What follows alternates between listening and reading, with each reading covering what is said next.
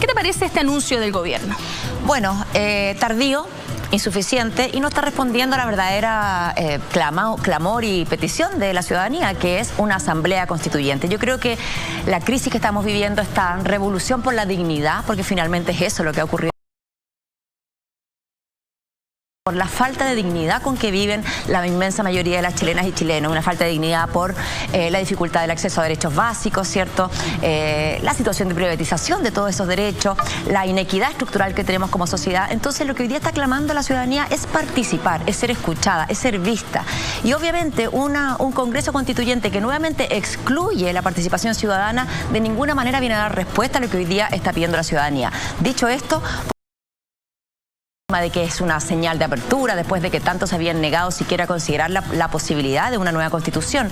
Pero nuevamente yo siento que es una reacción tardía, que probablemente 2 semanas antes un anuncio así sí hubiera sido mejor recibido, en el sentido de un primer paso para seguir conversando, entendiendo que no es eso tampoco lo que la gente está pidiendo. Pero hoy día, y sobre todo en el contexto del agotamiento, de la indignación que ha producido la impresionante violación de derechos humanos que hemos visto en Chile durante estas 3 semanas ya, la verdad es suficiente, suena una respuesta desesperada frente a sentirse acorralado, y llama la atención que no haya sido el presidente el que salga a dar un anuncio, si es que hay una convicción detrás de eso.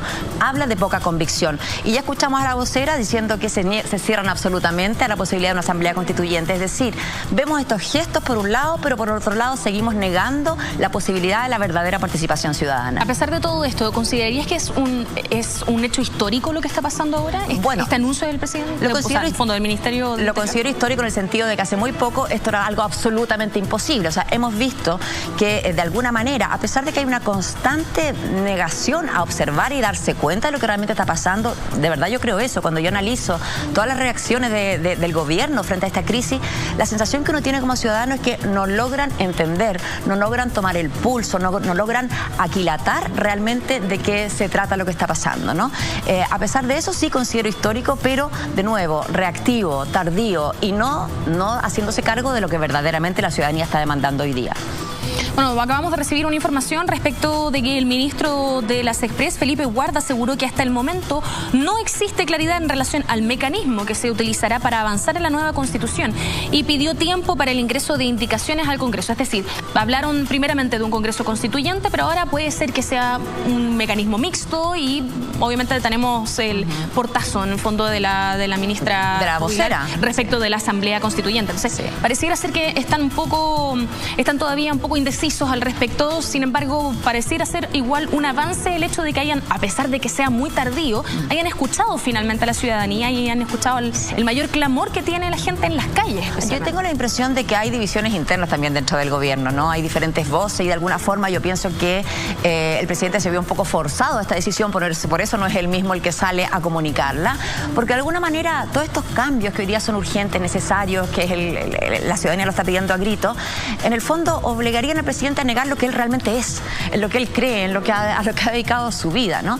Entonces yo pienso que hay diferentes voces dentro del gobierno y por eso está esta falta de claridad. Pero no olvidemos que la vocera dijo con claridad que se cierran a la Asamblea Constituyente, y Andrés Alamán, que no es del gobierno, o sea, no es directamente del gobierno, también lo ha dicho de esa manera, ¿no? Entonces, la verdad es que esto genera más confusión, a pesar de que podría entenderse como una buena señal, pero al final también desde la ciudadanía se puede leer como medidas distractivas, medidas que siguen sin hacerse cargo con el corazón de lo que son las demandas ciudadanas.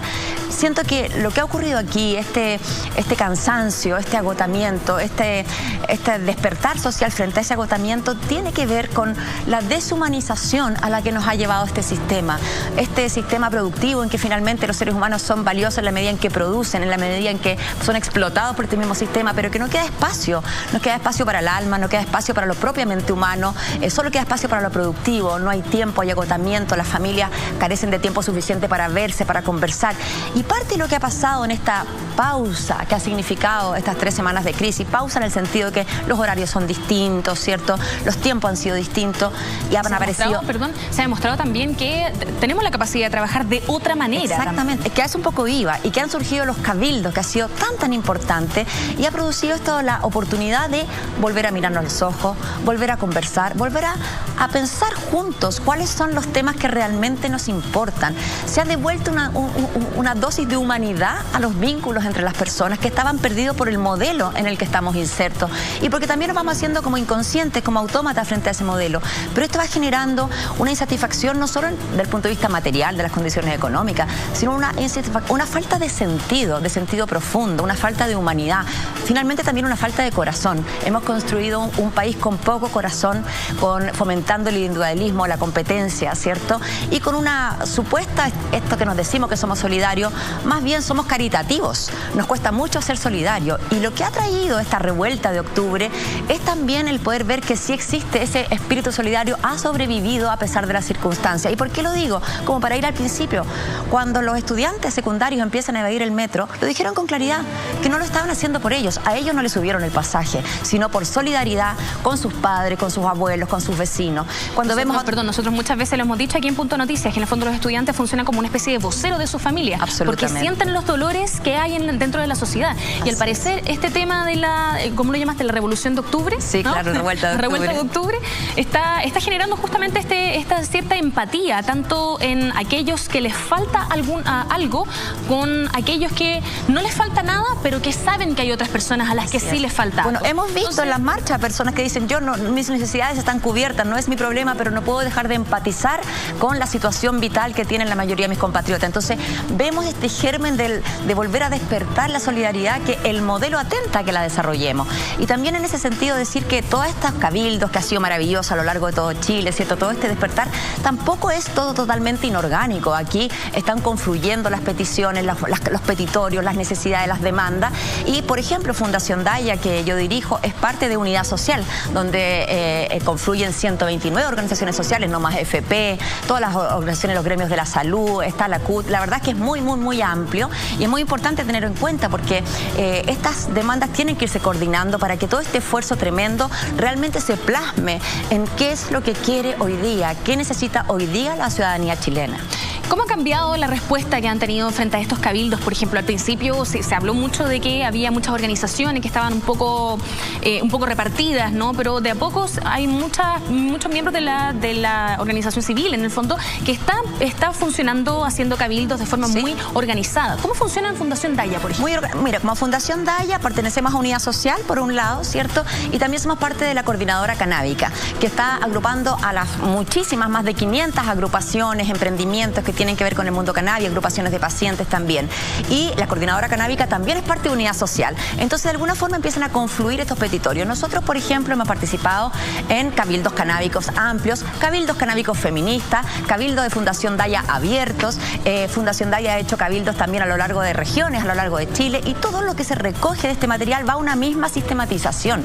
Eso es lo importante. Entonces, estos cabildos, por un lado, se hacen cargo de 3 preguntas básicas, que son las mismas para todos, para que la metodología pueda funcionar, pero también tiene su aspecto temático, en que el tema en común que está convocando ese cabildo, ¿cierto?, se ha tomado en cuenta. Entonces, muy interesante, porque acá hay seriedad, hay rigor metodológico también para poder aprovechar estos cabildos. Déjame contarte que el primero que fue hermoso, fue en Ñuñoa, en la plaza en Ramón Cruz.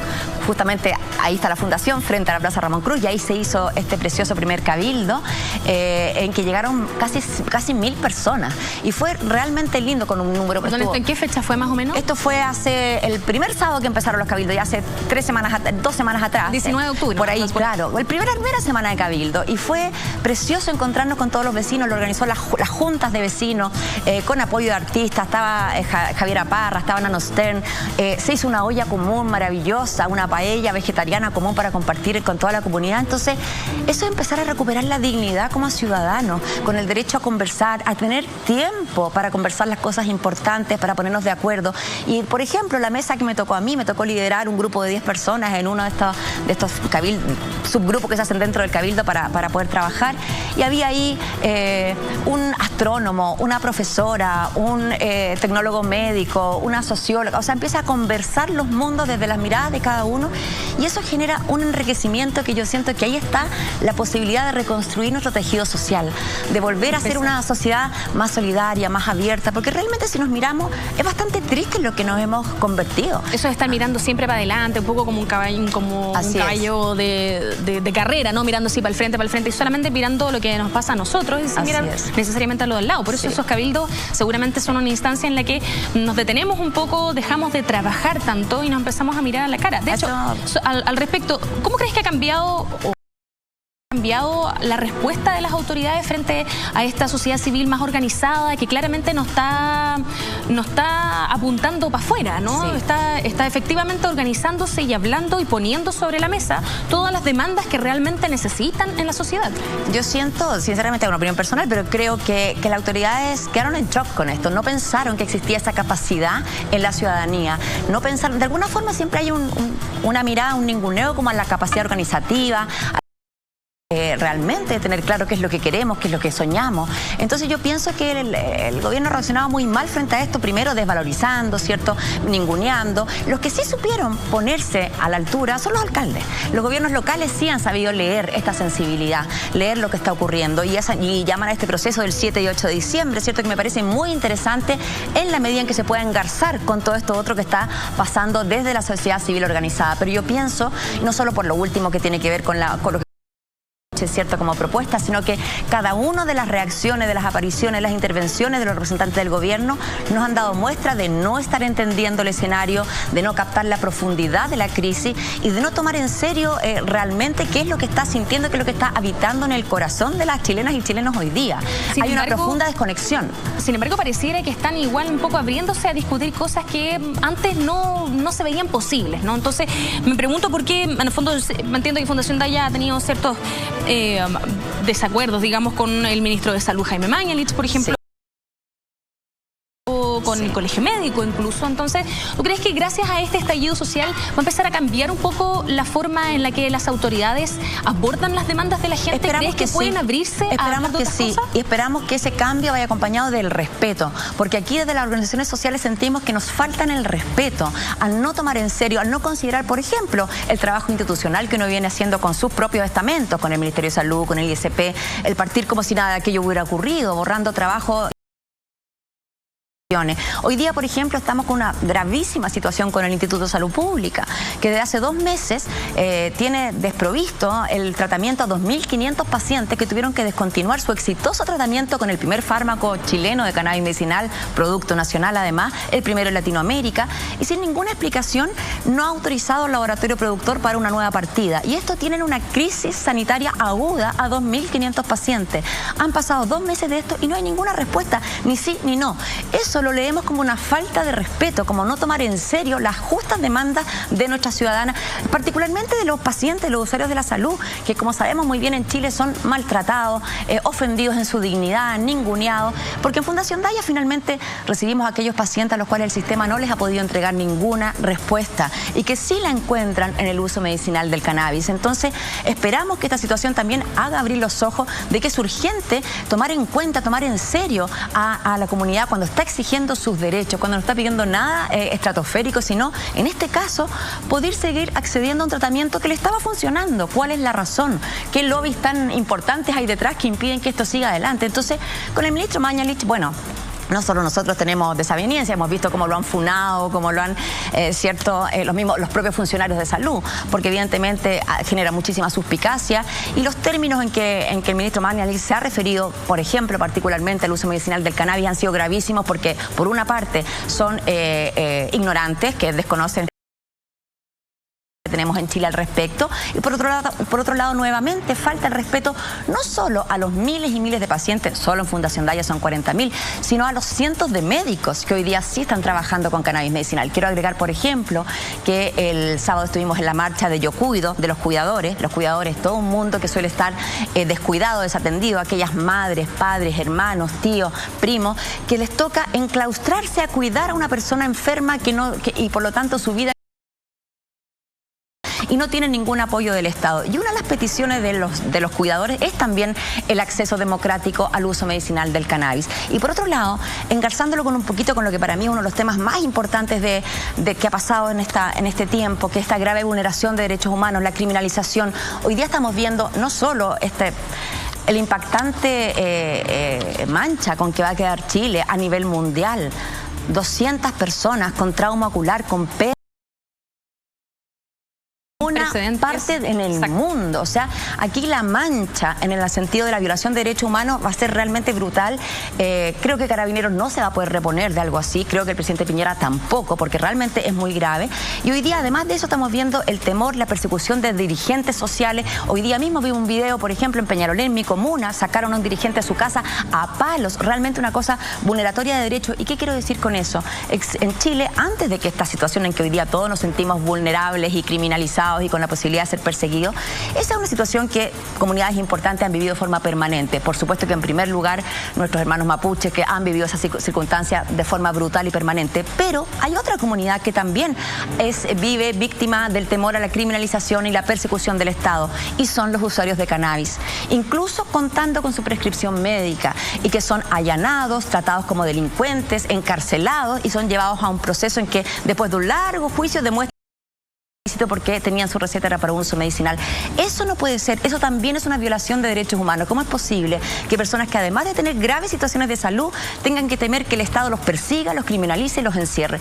Eso no puede seguir ocurriendo en Chile, y eso es parte de las demandas que hoy día desde Unidad Social, desde la Coordinadora Canábica también estamos impulsando. Pero vuelvo al punto principal. Creo que hoy día lo principal es detener ya la violación de derechos humanos en Chile. No podemos permanecer tranquilos, y en ese sentido llamamos también a la huelga productiva general de mañana y al paro nacional de mañana, en que obviamente en el centro está la petición de una nueva constitución por asamblea constituyente, pero también el cese inmediato de todo tipo de violaciones de derechos humanos. Al respecto, justamente, ¿cuáles son las prioridades que tienen como fundación y cuáles son las fechas a las que apuntan? Como fundación, dices tú, como parte de la coordinación general. Bueno, nosotros nos sentamos en la mesa como un actor más, y por supuesto que vamos plegándonos a los tiempos, cierto, que va determinando la coordinadora. Y en ese sentido, vuelvan a decirlo, lo prioritario es avanzar en determinar que se necesita una nueva constitución, por supuesto que mediante asamblea constituyente, pero después de eso hay un largo petitorio que tiene que ver con los ámbitos de salud, de previsión social, ¿cierto?, de transporte, vivienda digna, todos los aspectos que finalmente tienen que ver con los derechos que han sido precarizados por el modelo neoliberal que hemos llevado adelante. Y como fundación nos plegamos a eso. Y cuando hablamos de derecho a la salud, por supuesto que eso incluye el derecho a acceder con tranquilidad, sin temor a ser perseguido y criminalizado, al uso medicinal del cannabis. Y eso implica tanto el autocultivo como los cultivos colectivos y los fitofármacos, como el que estábamos hablando, este fármaco que increíblemente y sin ninguna explicación el ISP ha bloqueado, dejando en la más absoluta indefensión a 2.500 pacientes que lo estaban usando. Entonces nosotros nos hacemos cargo y nos plegamos al petitorio nacional, por supuesto desde como Fundación Daya, desde mi militancia como feminista también, digamos, uno como que confluye desde diferentes ámbitos, ¿no? La primera responsabilidad como uno es la responsabilidad hacia la comunidad que representa. Como te decía, en Fundación Daya son 40.000 pacientes, es una comunidad importante, y bueno, mi voz está principalmente enfocada a poder ser la voz de todos esos pacientes. Justamente hablábamos al comienzo de esta sección de los cabildos que se han organizado en la sociedad completa. ¿Cree usted que se ha subestimado, el gobierno ha subestimado la ciudadanía? Yo siento que sí, en cada una de las respuestas que hemos visto al gobierno ha habido esto de no entender por un lado y subestimando por un lado la capacidad reflexiva, la capacidad organizativa, y por otro lado subestimando el dolor que hay en el corazón de las chilenas y chilenos, el dolor por la falta de dignidad, el dolor por la explotación continua, el dolor por no tener tiempo para la vida familiar, el dolor por ver a nuestros abuelos en condiciones miserables, a nuestros padres en condiciones miserables. Por supuesto que sí. Seguramente eso se expresa también un poco con el tema de la desconexión que tiene la clase política. A mí me llama mucho la atención el hecho de tener que hablar de una clase política, ¿no? Como que estuviera en otro estatuto, una más clase allá de la social aparte. Exactamente. Sí. Entonces, seguramente con el hecho de que decían que esto no se veía venir, a lo mejor ahí estaba un poco la desconexión y el hecho de que no se entendía muy bien cuáles eran los dolores de la sociedad. Es que eso, bueno, es la crítica que se ha hecho a nuestra élite política, empresarial, ¿cierto? Que están bastante linkeadas una con la otra, ¿no? Y tiene que ver, y es la queja que ha sido no de ahora. Esta es una queja que se viene arrastrando, que parte con las movilizaciones de los estudiantes, ¿cierto? De ahí en adelante, y que ha sido como sofocada con pequeñas vías de escape, con pequeñas soluciones parches que no terminan siendo lo que realmente la ciudadanía está demandando. Y esa olla a presión hoy día explotó. Hoy día ya realmente no era posible. Y yo reconozco, tampoco uno lo veía venir de esta forma. Pero aquí estamos hablando que se despiertan fuerzas sociales dormidas, se despiertan rabias dormidas, se despiertan angustias que estaban ahí, y por fin se abre una luz de esperanza de que algo cambie. Entonces, claro, desde la desesperación, cuando la gente dice, ya no tengo nada más que perder, que hasta el miedo perdí. Entonces eso explica esta fuerza de la movilización, porque la sensación de que no hay nada más que perder y que es ahora o nunca, y la sensación de que no se puede dar un paso atrás. Y eso es lo que habita en el corazón de la inmensa mayoría de las chilenas y chilenos, y bueno, y esperamos, y no sabemos realmente qué forma va a ir tomando esto. Lo que sí sabemos es que nunca vamos a volver al estado en que estábamos anteriormente, y esperamos que esto nos lleve a la posibilidad de una manera nueva, abrir también nuestra estructura, nuestra cabeza, a que quizás son formas distintas las que vamos a tener que empezar a construir para tener una sociedad realmente democrática, donde cada uno tenga el espacio digno que le corresponde, y no seguir con este simulacro de democracia que hemos tenido, esta larguísima transición que no ha llegado nunca a ser realmente una democracia plena.